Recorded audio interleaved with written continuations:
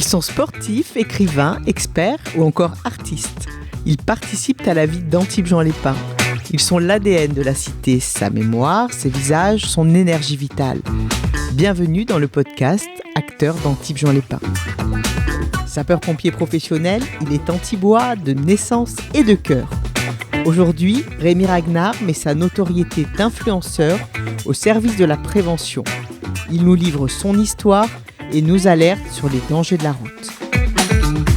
Bonjour Rémi. Salut. Je suis vraiment contente de te recevoir aujourd'hui. Merci. Sur les réseaux, tu es connu comme Rémi Ragnar. C'est le nom d'un chef viking. Tu C'est découpes ça. vraiment à la hache, Rémi ? Ouais, j'essaye en tout cas. J'essaie de donner le maximum pour motiver. Je suis vraiment là pour motiver les gens et me motiver aussi.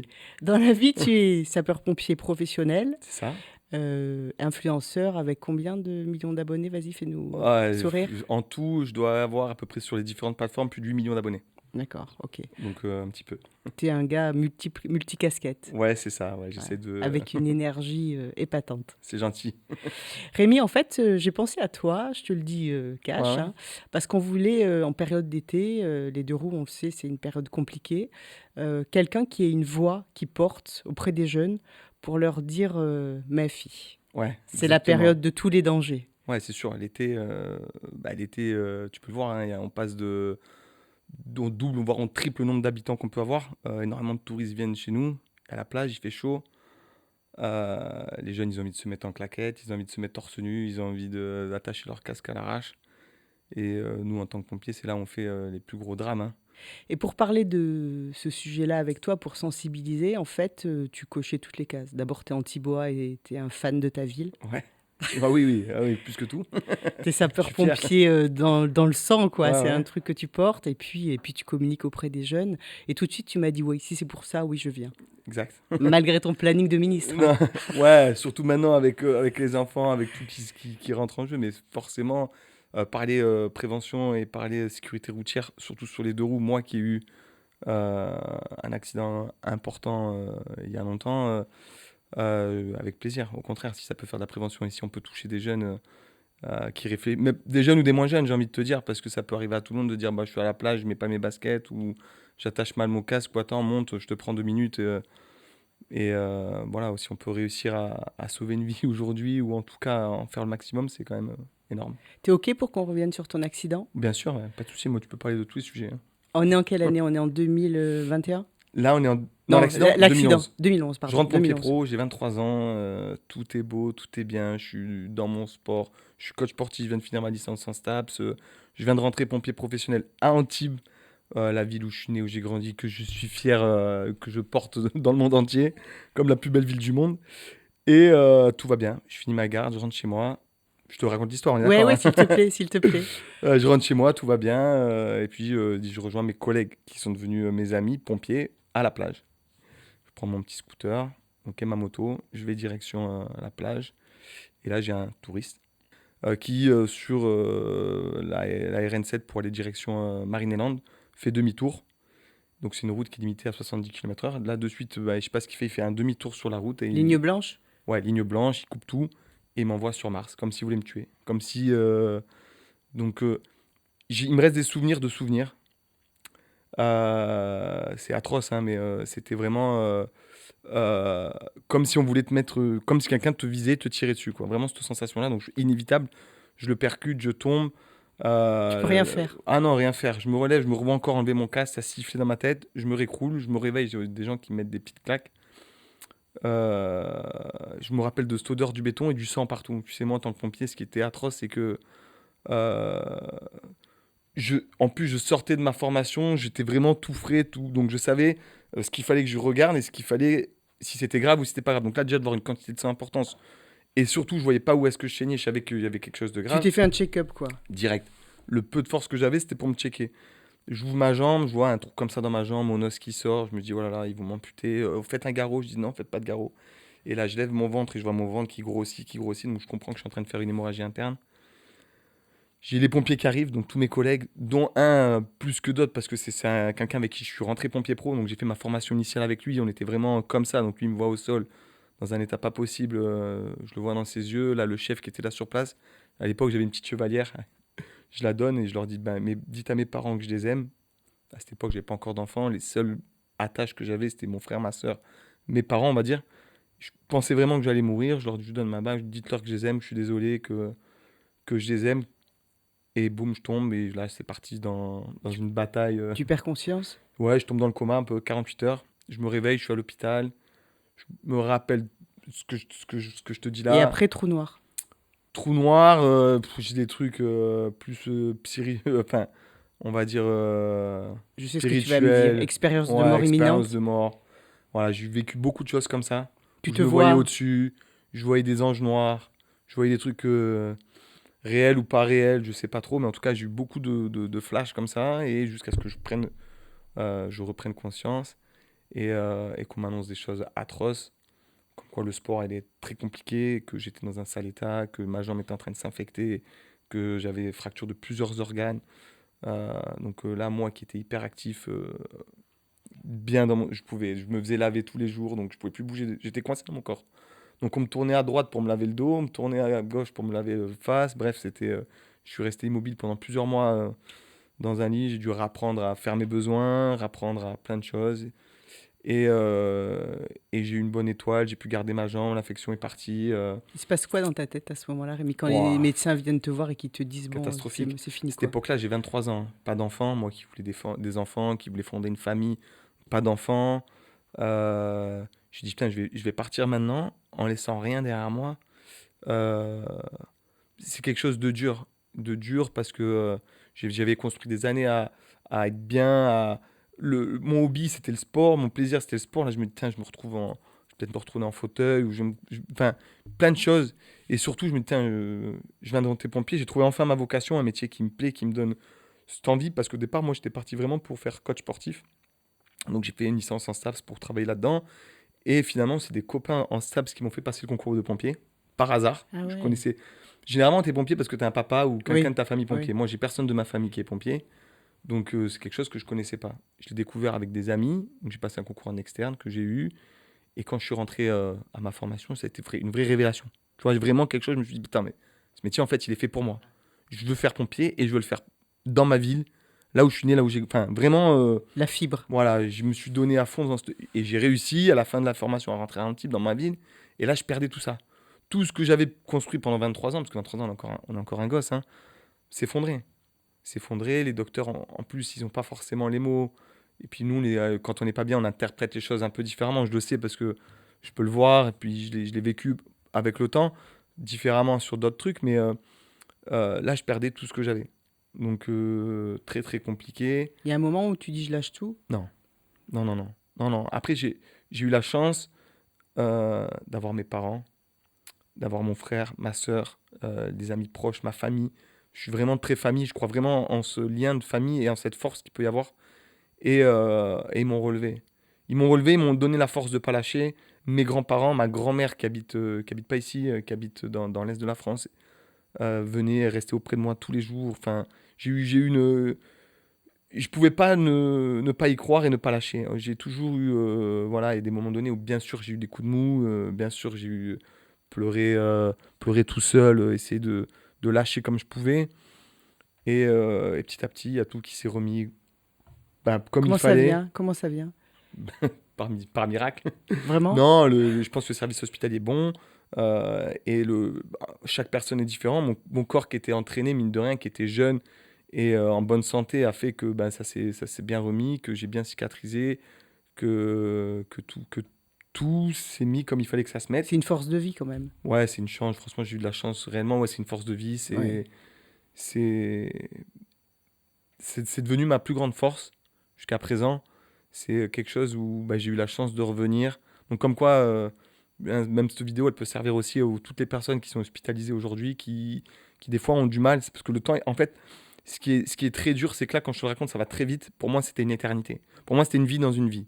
Ça a duré plusieurs mois, mais on va dire que chaque heure, c'était une journée, que chaque journée, c'était des années, et c'était interminable. J'avais une horloge en face de moi, mal d'être allongé sur un lit immobile, cette douleur avec un lit anti-escar, enfin, tu vois, c'est des choses que je me rappelle et qui étaient, que même si je me suis essayé de les oublier, tu peux pas les oublier. Et j'avais une horloge en face de moi qui avançait plus. Donc c'était vraiment, surtout pour un gosse de 23 ans, c'était vraiment long et c'était une vie dans une vie. Donc l'instant présent est très long, très dur, mais ça finit par devenir des souvenirs quand tout va mieux. Et si on y croit, si on essaie de se battre, et peu importe l'issue, ce sera une vie peut-être différente, mais on peut toujours faire des choses, surtout aujourd'hui avec la technologie qu'il y a, avec l'avancée qu'il y a. Euh, voilà. Et ce qui est dur, c'est quand on n'est pas bien, c'est vraiment cet instant présent où on dit profite de l'instant présent quand tout va bien parce que ça passe vite. Quand ça va pas, ça passe vraiment, ça met vraiment du temps à passer, quoi. Il y a un avant, un après dans ta vie. Ouais, oui, moi, je suis plus de cet accident, j'ai plus été le même. Euh, Parce que ça m'a donné conscience de plein de choses. Déjà que ça peut aller très vite. Donc je vivais déjà à 2000 à l'heure, même si je le vis encore maintenant, mais que ça peut aller très vite. De dire aux gens qu'on aime, qu'on les aime. Moi, j'étais très, j'aime énormément ma famille, mes parents, mais c'est des mots qu'on ne disait pas. Là, ça m'a permis de leur dire je t'aime, de lâcher ça, de pleurer avec eux, de se dire des mots qu'on ne se dit pas. Donc c'est hyper important. Ça m'a permis de, des fois, quand je me prends la tête, de relativiser sur beaucoup de choses. Et ça, c'est un truc que limite, c'est de la chance de l'avoir vécu parce que il y a des gens, des fois, je vois pour des petites bêtises, ils vont se prendre la tête pendant des jours. Moi, ça va durer 10 minutes et après, je me dis, mais attends, il y a tellement de trucs où tout va aller. Comme je sais que ça peut aller vite, je préfère passer à autre chose et pas me prendre la tête sur des trucs où des fois, j'allais mettre du cœur dans des choses où je m'en fous. Voilà, finalement, c'est pour ça qu'aujourd'hui, même sur les réseaux, sur plein de trucs, il y a des trucs où on peut me critiquer, on peut râler sur des trucs, mais j'arrive à passer outre. Je pense que ce que j'ai vécu avec cet accident m'a donné une force euh, sur la vie et sur les choses importantes ou non, qui est C'est plus ça forte. qu'on appelle la résilience, non, Rémi? Ouais, je pense, ouais. C'est cette capacité-là à Ouais, te c'est cette relever. capacité de revenir quand... Et presque à penser qu'il y a des moments comme ça, durs de la vie, qui deviennent une chance parce qu'elles te construisent en tant qu'homme. Je pousse un peu loin le... Non, non, mais je suis totalement d'accord avec toi. Moi, aujourd'hui, cet accident, euh, je le vis plus comme une chance que ça se passe comme ça. Attention, à le revivre, je le revis pas, hein. Même si je suis très fier de la personne, que ça m'a aidé sur plein de choses psychologiquement, parce que j'ai réussi comme ça. Mais j'ai eu de la chance aussi, de la chance de m'en sortir, vraiment, parce que je pense que je fais 100 fois cet accident, je meurs 99 fois et il y a une fois où je vis. J'ai frappé, je roule à 70, je passe à 0, enfin, je le revivrai pas. Et tout s'est bien passé, il y a eu les bons docteurs au bon moment, les bonnes personnes au bon moment, enfin, voilà. Et je vais te dire quelque chose aussi, mais c'est que là où j'ai fait mon accident, euh, quand je sors de ça, que je reprends, que je redeviens pompier, je fais un collègue qui était au lycée avec moi, mort au même endroit. Quasiment le même accident. Mais, tu vois, juste quelques mois après. Donc, tu vois, et c'est moi qui est arrivé en premier sur l'intervention, enfin, et exactement au même endroit. Et tu vois, il y a des signes des fois du... Donc, à revivre, je le vivrai pas. Par contre, effectivement, c'est une vraie chance que je l'ai vécu, que ça s'est passé comme ça, parce que je relativise sur beaucoup de choses et que ça m'a aimé à aimer encore plus la vie. Ton métier de sapeur-pompier, Rémi, quand tu vis ce Ouais. drame, hein, cette expérience-là, il t'apporte quoi? Comment ça t'aide, ça te... Ouais, ça m'aide. Bah, déjà, je me suis battu pour vraiment, clairement, pas pour revenir physiquement, esthétiquement joli ou n'importe, vraiment pour redevenir pompier. Parce que vraiment, j'avais l'impression d'avoir quelque chose d'inachevé. Tu vois, je venais de rentrer pompier, pour te dire, hein, je suis rentré, j'ai fini ma formation initiale le 24 juin, je suis rentré pompier professionnel Antibes le 13 juillet et j'ai eu l'accident le 28 août. Donc si tu veux, j'ai vécu allez, un mois et quelques jours de vraiment pompier professionnel Antibes. Donc j'avais l'impression d'avoir servi à rien, clairement, hein, même si j'ai fait des interventions Le coup cool. d'arrêt, quoi, le coup d'arrêt. Ah oui, Au moment non, où mais... tu commences à Ouais, grimper la pente... kiffer ma ouais, vie, à me dire, ouais. bah, je vais m'acheter un appartement, ça y est, je suis un fonctionnaire, je vais pouvoir vivre ma vie. Donc plus penser à qu'est-ce que je vais faire de ma vie, mais plutôt qu'est-ce que je vais faire pour construire ma vie. Et ben je détruisais tout. Donc vraiment, c'est ça qui a été compliqué. Et donc je me suis vraiment battu pour continuer à rester pompier. Parce qu'au début, quand on m'a dit, bon ben c'est pas grave, tu pourras rester au téléphone. Euh, je dis comment ça? Moi au téléphone? Non, je dis non, mais attendez, vous me connaissez pas. Non, mais je suis né avec une Eh boule de ouais. pétanque, une Eh. canne à pêche, un ballon de foot, Une hache. une hache, ouais, non, mais carrément. Une pioche, aller faire les jardins avec mon grand-père. Enfin, je suis né dans le sport, dans l'activité physique, dans tout. C'est ce qui me plaît. Là, je perdais. Quand on me dit ça, on me détruit. Heureusement que mentalement, j'avais cette force à pas lâcher, à pas y croire. Je pense que même dans mon corps, je pense que ça m'a fait du bien à m'aider à cicatriser et à progresser. Mais ça a été des moments très très compliqués à surmonter. Et vraiment, ce rôle de mon métier de sapeur-pompier m'a aidé en me disant non, tu as envie, tu vas venir aider, tu vas aller dans ta ville, tu vas aller sauver des gens dans ta ville. Voilà, Tu c'est ça. vois, Je vais demander, qu'est-ce c'est. qui te porte dans ton métier de Ah non, sapeur-pompier? C'est quoi le... déjà, c'est un métier extraordinaire sur le terme, sur le plan, on va dire, sur le plan physique. Parce que c'est un métier qui demande pour sauter un portail, tu as besoin d'avoir une bonne. Sauter un portail, ramasser une grand-mère, euh, aller tirer des tuyaux dans un feu. Tu as besoin d'avoir une bonne condition physique. Cet entraînement me plaît. J'aime m'entraîner parce que c'est une passion, c'est un plaisir. Donc j'aime m'entraîner dur et le métier de pompier, il est dur. Aujourd'hui, tu as besoin d'avoir une bonne capacité pour être à l'aise dans ton corps pour sauver des gens. Donc ce côté-là me plaît. Le côté humain en interne me plaît. Tu es avec des copains, tu fais du sport avec eux, tu vas se faire des interventions avec tes potes pour sauver des vies. On est un peu. Ce qui est bien dans ce métier, c'est que tu as un esprit d'équipe. Tu vois, tu es une équipe, tu es là pour se motiver, tu vas devoir sauver ton pote s'il y a un problème, hein, donc il va falloir que tu sois quand même bien avec lui. Donc ce côté humain et ce côté équipe, j'adore. Bon, après, peut-être parce que j'ai des frères et sœurs, peut-être parce que j'ai toujours été élevé avec mes cousins, parce que j'ai ce côté famille, et je l'ai retrouvé quand même vraiment dans les pompiers. Donc ça, c'était vraiment le côté important. Et après, sur le terrain, on est le dernier maillon de la chaîne. Quand les gens nous appellent, il n'y a plus personne. On ne va pas appeler les pompiers quand c'est nous les pompiers. Donc quand les gens nous appellent, c'est qu'ils sont vraiment en galère et qu'il n'y a personne derrière nous. Donc aider les gens qui sont en détresse, c'est magnifique. Pour moi, c'est magnifique. Je vais faire un peu de psy de comptoir, mais pourquoi tu as besoin comme ça de sauver les gens? Je pense que... Tu as réfléchi? Non, mais c'était une question d'empathie où j'ai toujours aimé les gens, aimé ce côté à être utile, me sentir utile. Pourquoi? Je pourrais pas te le Rien dire de plus réellement. utile que de sauver une vie, quoi. C'est magnifique, c'est merveilleux, ça te donne une sensation D'ailleurs, tu as extraordinaire. sauvé la tienne, hein, Rémi. Ouais, j'ai sauvé ma vie. Ouais. Non, on m'a sauvé, mais j'ai participé à tout Tu as ça. participé, moi je suis persuadée que Mais à ce niveau-là, ouais, si tu mets pas de peut-être, mais toi... pas. Mais en tout cas, sur le plan humain, c'est extraordinaire. C'est très dur mentalement, psychologiquement. On va vivre des choses que beaucoup de gens ne s'imaginent même pas que ça peut exister. Mais, mais encore une fois, c'est une sensation d'être utile, de fierté.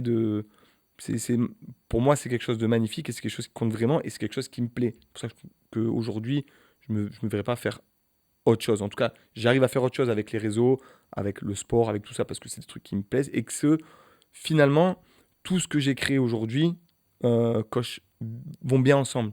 Mon métier de créateur de contenu va bien parce que, encore une fois, aujourd'hui, ça me permet d'être invité ici pour faire sensibiliser des gens. Mon métier de coach m'aide à sauver des gens qui sont pas bien dans leur corps. Donc tu vois, c'est un peu ce rôle aussi. Ouais, toujours. J'aide des personnes qui sont en dépression parce qu'ils sont pas bien dans leur corps. Donc je les aime et mentalement et physiquement à devenir une meilleure version. T'as entendu ce que t'as dit? De quoi? T'as dit je les aime. Ah, je les Et aime. mentalement et physiquement. Ouais, c'est une vérité. Hein. Je mets toujours du cœur dans ce que je fais. Hein, réellement, sinon je le ferais pas. Et ça me plaît vraiment. Et de mon métier de pompier, d'aider ces personnes à être mieux, éteindre un feu. Après, on va pas se mentir, j'ai fait vraiment ce métier pour la partie feu. Parce que la partie feu, tu as une sensation, tu as une adrénaline qui monte, tu as une pression, tu as cet esprit d'équipe qui est encore plus importante parce que tu es en binôme. Et puis, c'est un peu comme si tu pars à la guerre. Donc, mais ton arme, c'est une lance. L'ennemi, c'est le feu. Il faut l'éteindre. Pour ça, il y a plein de techniques à avoir, des stratégies à utiliser, du matériel, une lecture à avoir. C'est extraordinaire. C'est très technique, en fait. Ouais, c'est hyper pro. C'est énorme. Tu as une peur qui monte, qui te permet d'avoir une limite. Parce que c'est hyper important d'avoir une limite, de ne pas se dire ouais, je suis pas un kamikaze et je vais rentrer dedans et je vais mettre en danger mes collègues. Non, par contre, voilà, tu vas sauver des gens. Tu vas devoir prendre sur toi, aller vite, percuter vite. Et ça, c'est quelque chose que vraiment j'adore. Sur la route, Rémi, j'ai regardé tes réseaux. Souvent, tu communiques sur les dangers de la route. Tu le fais toujours Bien avec sûr. l'humour. C'est ta marque de fabrique aussi, Ouais. l'humour. Tu mets de l'humour partout, en fait, même dans les choses les plus graves de la vie. Vraiment, c'est très C'est bien ça ce qui a tu me fait dis. que Non, ça mais marche. je suis d'accord avec toi. Ouais. Alors, je sais pas, parce que peut-être ça y a joué. Je trouve qu'on se prend beaucoup la tête. Encore une fois, je reviens sur tout ce que j'ai vécu, mais aujourd'hui, il y a beaucoup de haine sur les réseaux, il y a beaucoup de gens qui passent dedans, qui regardent des trucs haineux, ou des gens qui vont partager de la haine. Moi, je suis vraiment à l'inverse. Donc même sur quelque chose de difficile, j'arrive à tourner à l'humour parce que je vais capter ton attention. Et surtout, c'est ma façon d'être. J'adore rigoler. Voilà, donc j'arrive à dédramatiser certaines choses qui peuvent être un peu dures avec l'humour, mais à montrer un sujet qui est vraiment important et à sensibiliser les gens. Quand tu publies un sujet sur les dangers de la route, surtout pour les deux roues, hein, parce que Ouais, c'est ouais, ça, bien au fait, sûr. aujourd'hui, qui nous rassemble, tu as des retours comment des jeunes? Positif. Ouais. J'ai que des bons retours. Ça leur parle, enfin, ta Oui. voix, elle porte... Énormément, énormément. Mais déjà, j'ai vécu une expérience qui est quand même assez c'est ça. importante. Ça te rend légitime, en fait. Tout te J'ai- rend légitime Ouais, dans ton oui, histoire oui. pour parler de ça. Ben, j'ai sauvé beaucoup de gens. J'ai ramassé beaucoup de jeunes par terre. Je les ai aidés à se relever. J'ai ramassé des copains à moi. J'ai perdu des copains à moi où je suis allé sur ces interventions-là. Des papas, des gens que je connaissais. Enfin, j'ai fait des trucs vraiment très durs. Et donc, forcément, quand j'ai envie de partager de la prévention routière, je le fais avec passion et je le fais en connaissance de cause. Tu roules encore en deux roues? Non, alors, je roule en deux roues en vacances, à l'étranger quand je pars en Grèce. Voilà, là je suis Ou en c'est pas Grèce, les je loue un endroits... petit scooter. Bon, moi C'est maintenant, pas je les fais avec les routes les enfants. plus... Non, ouais, mais les voilà, plus- mais au contraire, des fois, c'est dans les routes les plus dangereuses où Ouais. tu es le plus prudent, où tu fais attention. Je vais te donner après quelques conseils à avoir, Ouais, surtout en période c'est d'été, mais important. c'est là où tu es le plus vigilant. En fait, ce qui est important en deux roues, c'est de toujours se dire ça va mal se passer. Je dis une bêtise, toujours être sur le seul qui vive parce que en période estivale comme là, le danger, c'est pas nous, hein, c'est les autres. Donc si on a toujours un peu cette idée de se dire, bah attends, j'anticipe un peu, là le feu il est vert, mais je vais quand même regarder, je vais ralentir un peu. Le mec derrière moi, je le vois dans le rétro, il roule un peu, attends, je vais me décaler un petit peu. Des petits trucs Une qui vigilance font, ouais, permanente, une en vigilance fait. permanente. En cette période d'été, tu peux pas passer. Tous les jours, il y a des accidents. Tous les jours, il y a des morts. Tu peux pas passer sur d'être toujours un peu en alerte. C'est hyper important et c'est hyper important de l'avoir.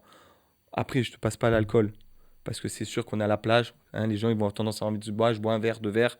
Hein, rappelez-vous, hein, c'est Mortel. tolérance zéro. Ouais, Ouais, surtout ouais. avec le soleil, Ouais, la ouais. canicule, tout. Ne buvez pas. Si vous conduisez, laissez votre scooter, prenez un taxi. Aujourd'hui, ça va tellement vite et puis vous pouvez gâcher. Et même si vous tuez pas vous allez tuer quelqu'un, mais votre vie, elle est détruite derrière pour vivre avec ça. Vous avez détruit une famille. Puis encore une fois, c'est pas tellement la personne que vous allez tuer qui est grave, c'est ce qu'il y a autour. C'est les familles que vous détruisez. Parce que la personne qui est morte, elle est morte, elle ne se rend même pas compte peut-être. Mais par contre, toute la famille qui reste, vous avez détruit une famille, vous avez détruit... Non, ça peut aller tellement vite. Donc voilà, les deux roues, essayez d'avoir un maximum de matos. Hein, Quoi, alors vas-y, dis-nous. Aujourd'hui, ils font des petits airbags Ouais. qui se mettent. Hein, c'est comme un gilet, vous mettez votre veste, vous mettez vos gants. C'est hyper important. Les mains, c'est hyper important. Hein, vous en avez besoin tous les jours. Donc voilà, C'est pas les trop gants. cher, les équipements, ils sont devenus abordables. Aujourd'hui, c'est devenu hyper abordable. Il faut le faire. Vous prenez un scooter, vous mettez un investissement, c'est quelque chose qui se garde. C'est quelque chose que vous allez garder longtemps. Donc prenez quelque chose de bien, mettez un petit peu plus cher peut-être au départ, mais prenez du bon matos. Pour le casque, c'est pareil, évitez les casques jet. Vous savez le nombre de personnes que j'ai vues sans mâchoire parce que vous allez taper un trottoir, vous allez taper quelque chose. Donc voilà, si vous pouvez, prenez un casque intégral. Même en scout. Même en scout, ça prend un peu plus de place. Vous pouvez mettre votre chaîne dedans, je sais pas, mais des fois, là, le petit matos que vous allez prendre en plus, tu diras, c'est moins confortable, mais c'est peut-être ce qui va vous sauver un jour. Donc, si vous écoutez cette vidéo, c'est peut-être le moment de changer votre matos ou d'acheter du matériel. Voilà, le petit gilet airbag, c'est vraiment le top parce que ça va vous protéger quand ça va taper et ça va protéger vos organes, ça va vous protéger votre cœur, votre foie, votre rate, vos intestins, vos poumons. Donc, Tout ce qui chez toi tout ce qui chez moi a été abîmé parce que voilà. Mais voilà, mettez les chaussures, petite paire de baskets. Si vous pouvez mettre un jean, c'est l'idéal, ou un pantalon exprès. Ça, après, on monte selon. Mais voilà, les gants, le casque, le gilet airbag et une paire de baskets, déjà, on va dire que c'est vraiment la base, hein, le minimum à avoir. Après, être vigilant. Tout ça, c'est pas obligé par la loi. Hein. Tu peux rouler juste avec un casque et des gants, mais c'est pas... Ouais, voilà, non, c'est pas, Ouais. c'est pas le gilet airbag. Les baskets, je sais pas vraiment, mais j'en vois beaucoup en tongs. Ouais, avec des Non, avec des gros des cubes en tongs, plus. ah Hein. ouais, non, mais j'en vois en claquettes, tongs, même pieds nus avec leur casque. Enfin, s'il se passe quelque chose, encore une fois, vous êtes confiant, vous êtes sur votre scooter, mais vous n'êtes pas à l'abri qu'il y en ait un qui vient vous percuter, vous envoyer, vous allez glisser sur des plusieurs mètres, et à ce moment-là, ça peut vite être un carnage. Voilà, ça c'est ce qu'il faudrait avoir. Hein, encore une fois, sur le deux roues, Ce qu'il faut vraiment comprendre, c'est qu'on n'a pas de carrosserie qui nous protège, hein. Donc on n'est pas dans une voiture, hein. Vous êtes vraiment la carrosserie, c'est votre peau. Donc plus on va avoir de couches, plus on va être protégé, hein. T'as vu, il y a de plus en plus de femmes qui roulent en gros cube. Ouais, ouais. Mais moi, personnellement, chaque fois que j'ai fait un accident, elles étaient toujours bien protégées. Tu vois, elles sont peut-être... je sais pas, hein, il faut regarder les statistiques, mais j'en suis quasiment sûr. Elles ont quand même plus de vigilance et elles sont moins... peut-être pas moins confiantes, mais en tout cas plus intelligentes que nous, que certains hommes, en tout cas, dans l'équipement qu'il faut y avoir. Mais après, j'ai fait inversement, j'ai fait beaucoup d'hommes qui conduisaient avec une femme qui était derrière, qui a presque rien demandé et qui ont fait des choses dramatiques. Parle-nous du passager aussi, c'est important. Ah non, mais c'est ce que je veux dire. Le passager, c'est la même chose, hein. Ouais. Le passager, c'est la même chose. Des fois, on se dit, bon, bah, monte, je prends ma copine en scooter ou je prends mon copain en scooter. Et au final, vous tapez, il va passer sur le côté, il va se faire percuter exactement pareil, voire peut-être même pire, hein, puisqu'il est derrière. Donc, il va peut-être passer par-dessus vous pour aller percuter une voiture, pour aller rouler encore plus loin. Il peut être propulsé. Il est derrière. Si quelqu'un vient taper vers l'arrière, c'est le premier qui est touché. Donc c'est pareil, les mêmes équipements, même protection. Et je crois pas dire de bêtises, Rémi, tu me dis si je me trompe, mais je crois que c'est sur les trajets que tu connais le mieux, où souvent c'est là que l'accident arrive en fait. Trajet maison, travail, et ces endroits où tu roules, où même tu perds conscience de la route parce que tu la connais tellement bien. Exactement. C'est pour ça que je dis d'être toujours vigilant, parce que souvent, quand c'est de l'instinctif et qu'on roule, on a 15 bornes à faire, 10 bornes à faire pour rentrer à la maison du travail. On a l'habitude, c'est toujours pareil, c'est monotone, ça fait 1000 fois qu'on le fait. Mais voilà, il suffit d'une fois et il n'y aura pas de retour en arrière. C'est ce qu'il faut comprendre, c'est qu'un accident de scooter, de moto, une fois qu'on l'a vécu, que ça se passe et que c'est dramatique, c'est trop tard. On vous a coupé les 2 jambes, désolé, mais c'est trop tard. On vous a tué, désolé, c'est trop tard. Enfin, on peut avoir roulé toute sa vie sans problème, il suffit d'une fois. Il suffit d'une fois pour que tout change. Votre vie à vous et la vie de votre famille, encore une fois. Je connais un moniteur d'auto-école qui forme les jeunes à la moto, il leur fait passer le permis. Ouais. Et il leur dit, chaque fois que tu vas enfourcher ta moto, tu vas me voir, tu vas penser à moi et tu vas dire que c'est peut-être la dernière fois que tu montes sur ta moto. Il a raison. Et en fait, ça marque les esprits parce que je connais des jeunes qui ont été formés par lui. Et chaque fois qu'ils montent sur la moto, il y a ça qui revient, quoi. Ah, mais c'est génial. C'est bien. En fait, c'est ça. C'est qu'il faut... La peur, encore une fois, va permettre de se freiner. De dire, bon, la vitesse, attends, je vais laisser un peu de côté. C'est l'été, il y a beaucoup de monde. Et encore une fois, on n'est jamais à l'abri. Donc d'être vigilant, d'anticiper. Et si cette phrase de le voir et d'imaginer... En fait, quand on pense à ce qui peut se passer, généralement, c'est là qu'on se calme. On se dit, je peux mourir, attends, je vais calmer. Donc si à chaque fois que la personne monte en moto, elle se dit, putain, il m'a dit ça... Moi, je dirais, il m'a porté la poisse, il m'a porté l'œil. Si je fais le beau, je vais me prendre un retour de bâton. Mais donc, forcément, voilà. Et soyez prudents, soyez vigilants et voilà, et roulez prudemment. Et quand vous avez quelqu'un derrière, prenez soin de cette personne. Donc, soyez plus calme, plus tranquille et prenez encore moins de risques, j'ai envie de dire. Merci Rémi, vraiment de nous avoir consacré tout ce temps-là. Merci beaucoup. Acteur d'Antibes-Juan-les-Pins, un podcast de la ville d'Antibes-Juan-les-Pins. Réalisation Jean-François Diaz. Au micro, Florence Bellon.